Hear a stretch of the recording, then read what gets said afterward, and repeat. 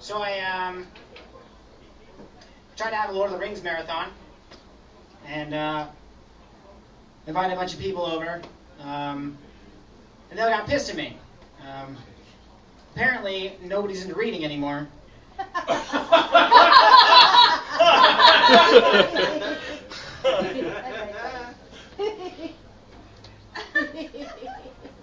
I used to have an imaginary girlfriend.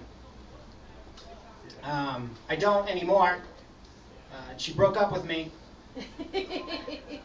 So I didn't get out enough.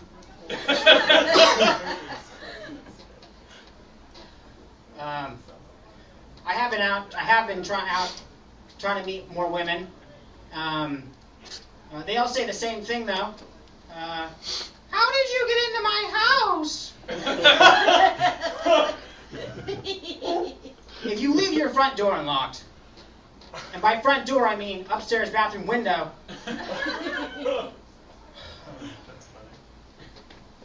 I have a tough time with driving, because like they always said like you should be a defensive driver. They also said that like the best defense is good offense. Anyways,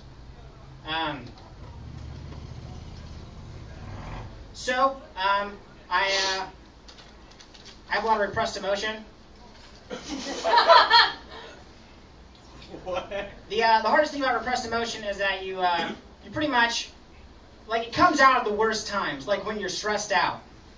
And I just got a new job lately. So like you want, if you're repressed emotion, you'd like to have that come out when you're at home, like alone, you know? You have to cry, like, oh, bad things happen, and leave it alone. And then, but like the thing is, it doesn't. It comes out when you're around a lot of people, and you need to make tough choices. Granted, my job's not, a place of tough choices, but it's kind of a tough choice place. Anyways, the point was that I.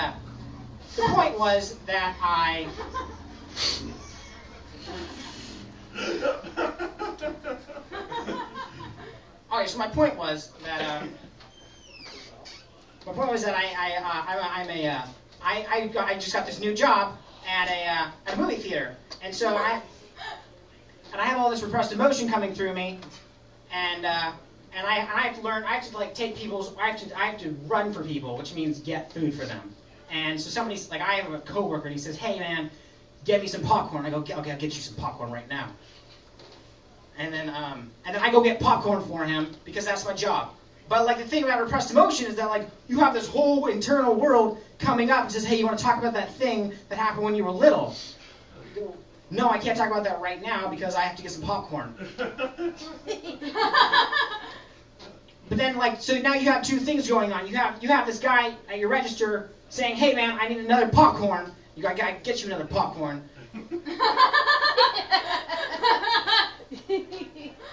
And then you're unconscious, it's bubbling up and saying, "Hey man, I still want to talk about that thing." And so now you have two things. You don't want to get fired from your job, and this part of you is like, "Hey, you can't deny me, because I'm here to stay." And so you gotta deal with that. You deal with it.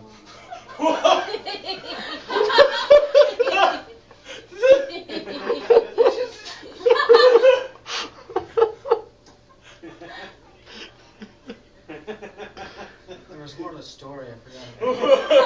Hold on, I forgot. Well, the point was basically that you have two conflicting things happening. You have reality, and you have your internal world happening. And so the guy at the register is still saying, "Hey man, where's that popcorn?" because you haven't gotten it yet. And then you're starting to go back into flashback. You're starting to have all these memories come back to you. And the guy's saying, "Hey man, where's my popcorn?" You go, I don't know where your popcorn is. And then what I can tell you is that you should tie a boat rope with a crisscross pattern, because that's the way you do it. And he goes, "What the hell are you talking about?" And I go, "I don't know what you're talking about, but if you're going to water ski, you should make sure it's 38 miles per hour. Yeah. You drive somebody at 30 minutes. God, this works so much better. I was in my shower.